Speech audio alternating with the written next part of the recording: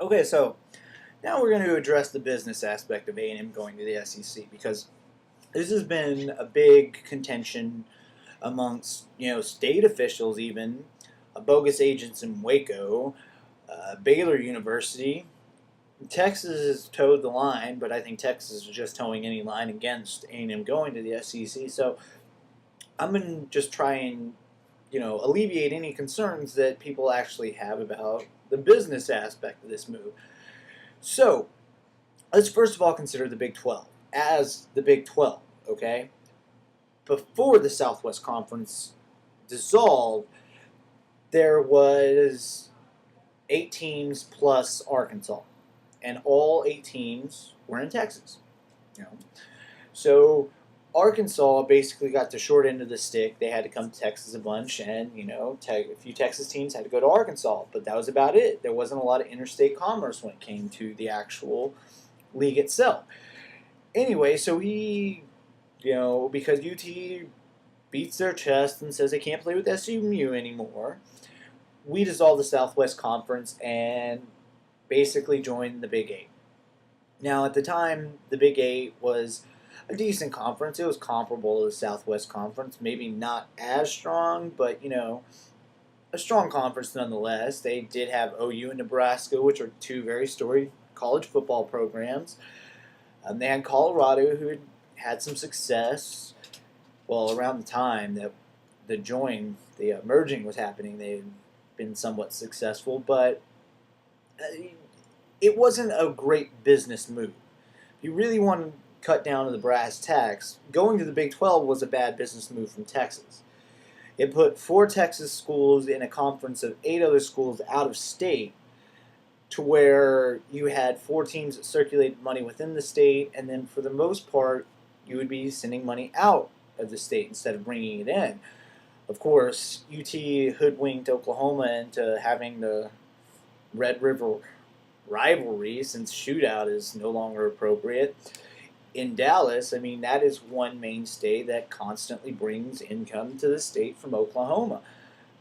But that's about it. They don't consider the fact that you also have to travel to Kansas, you have to travel to Kansas State, you have to travel to Missouri, you have to travel to Nebraska, Colorado, all of these other places where you're actually sending money to.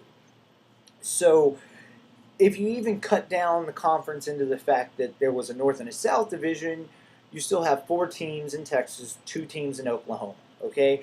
So you're going to play at least 2 of those games home and at least 2 of those games away. That means that for the 4 Texas teams who have to play in Texas anyway, all those games are in Texas.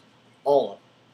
So for the 2 Oklahoma teams' perspectives, they either go to Texas 3 times, or 3 teams from Texas come to Oklahoma.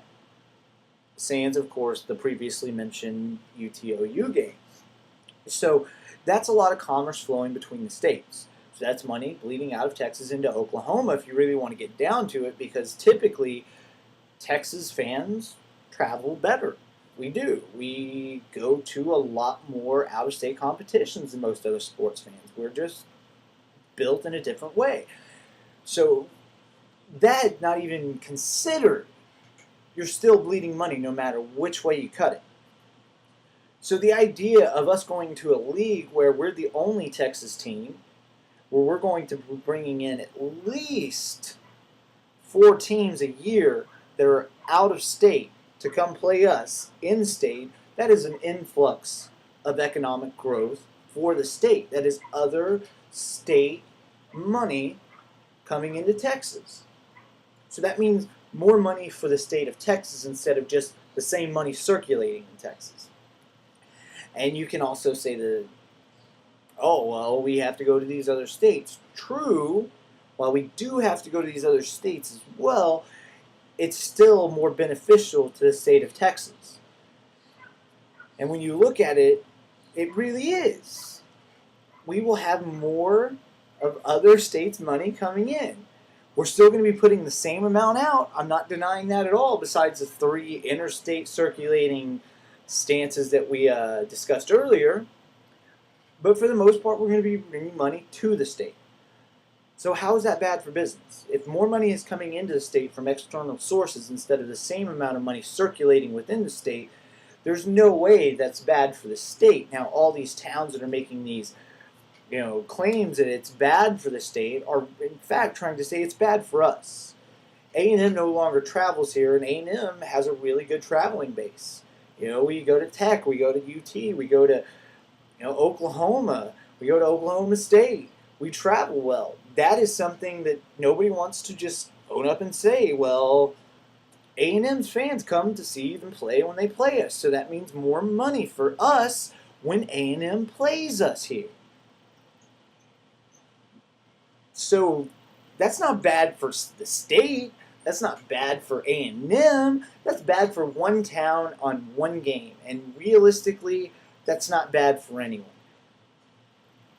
That's a selfish motivation. It's most of the motivations in this whole debate, debacle, etc., are selfish. And of course, everybody's going to point and say, "Well, A&M's moves are selfish," and in a way, they are. I won't deny that. But at the same time, they're well thought out, and they might be selfish for the few reasons that can possibly be justified. I mean, if you were getting completely torn down by somebody consistently for no other reason that you exist, no matter what you do, you still get the same treatment, how long would you put up with it?